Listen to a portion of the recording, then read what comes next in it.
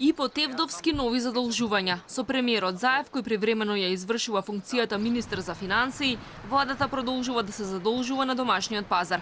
Денеска беа понудени 15 милиони евра на долг период. Се работи за 30 годишни државни обврзници со каматна стапка од 4,3%. Со денешното и задолжувањето од пред 2 недели од 10 милиони евра, вкупното задолжување во јули изнесува 25 милиони евра. Од друга страна, сумата што треба да се врати во стопанството е многу помала или 10 милиони евра.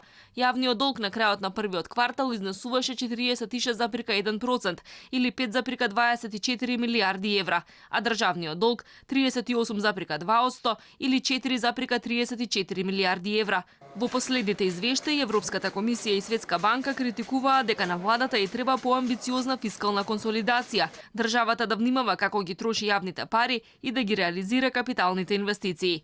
На крајот на мај беше усвоена нова фискална стратегија. Со неа беше предвидено јавниот долг да достигне 51,7% од БДП до крајот на годинава. До година тој ќе изнесува 52,3%, а потоа би требало да се намали на 50,8% од БДП во 2021 година, односно на 49% од БДП во 2022. Јавноста најмногу критикуваше дека додека власта се задолжува дома и надвор, слабо се градат патишта, железница, училишта, болници. По катастрофалната реализација на капиталните инвестиции лани од 65%, истиот тренд продолжува и годинава. За 5 месеци владата потроши едва 14% од планираното за цела година.